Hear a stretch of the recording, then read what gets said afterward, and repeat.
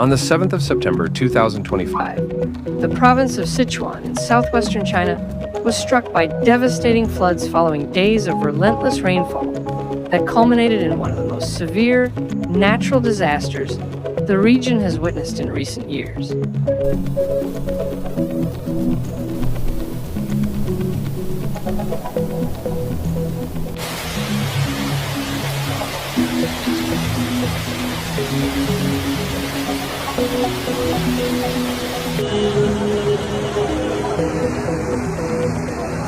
The intensity of the storm system overwhelmed rivers, reservoirs, and urban drainage networks, leading to flash floods, landslides, and widespread destruction that left entire communities in a state of emergency. The flooding began in the early hours of the morning, when torrential rains intensified across mountainous districts and river valleys. Water levels in the Min River, the Tuo River, and several of their tributaries rose rapidly, breaching embankments and sweeping away rural bridges. Entire roads disappeared beneath muddy torrents, stranding vehicles and cutting off access between towns and villages.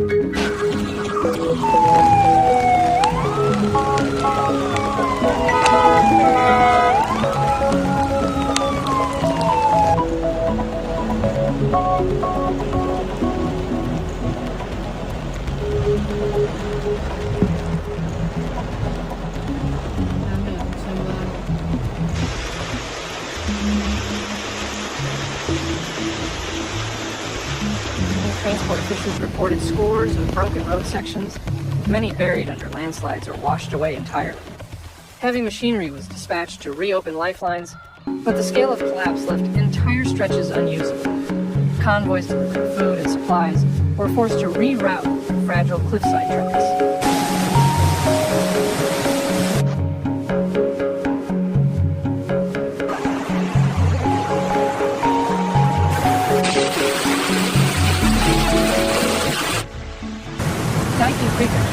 Suffered a cascade of blockages as landslides poured across Mount Yunnan. Access to popular tourist towns was severed, and remote villages perched high on ridges became unreachable. Thick fog and unstable slopes slowed every effort to assess the danger.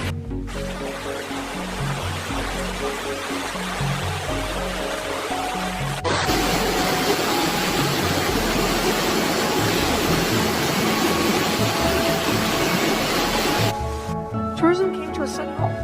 Around Meili Snow Mountain, rivers overflowed onto scenic trails and destroyed approach roads.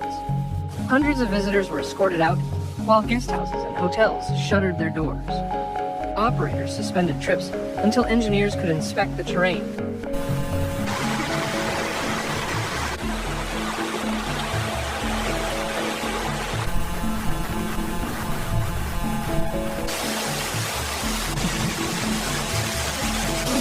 Utility networks also suffered major blows. In the Yunnan, an electrical substation was down when floodwaters carried away power from the pole. With the main road broken, repairs relied on drones and generators to restore electricity. Entire districts sat in darkness with temporary systems.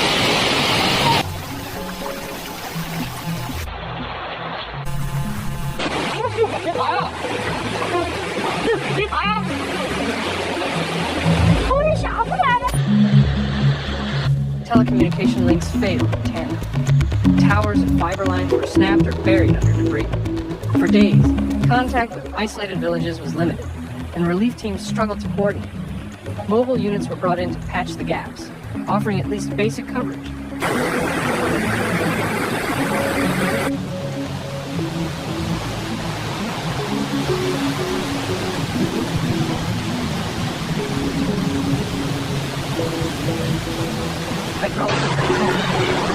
At alarming levels.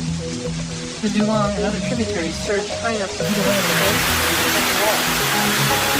Roofs clogged bridges, causing no structures to fall. 都不要往十里棚这边走啊！这边都淹得很的很，能看看这水都淹到我的这门面房这儿来了。不要往这边跑了，这边水淹得很厉害哈，十里棚这边。Landslides left roads to mountain towns like Bingzhongwu and Yubang inaccessible. With transport blocked, deliveries of essentials such as grain and fuel stalled. Farmers and shopkeepers watched their supplies dwindle while waiting for the first cleared passage to reopen.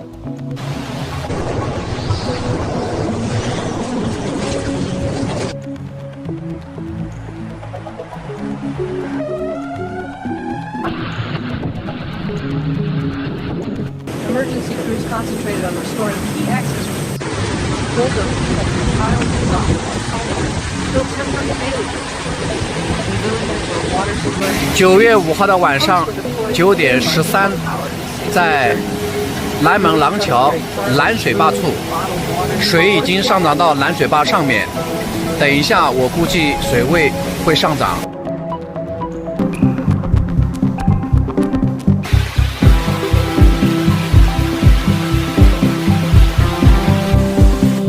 Damage assessments reveal entire walls of houses, streets buried in sediment, and hillside terraces stripped bare. Ruined homes and timber is breaking apart under the pressure of falling debris. In towns, blocked drains created stagnant pools that had to be cleared by hand.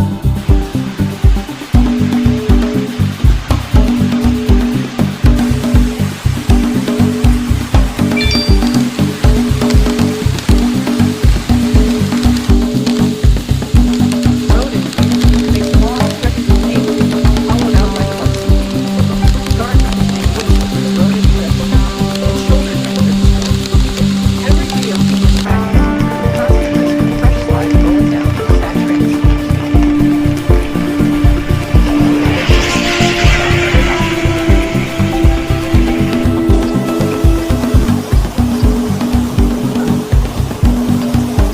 For you.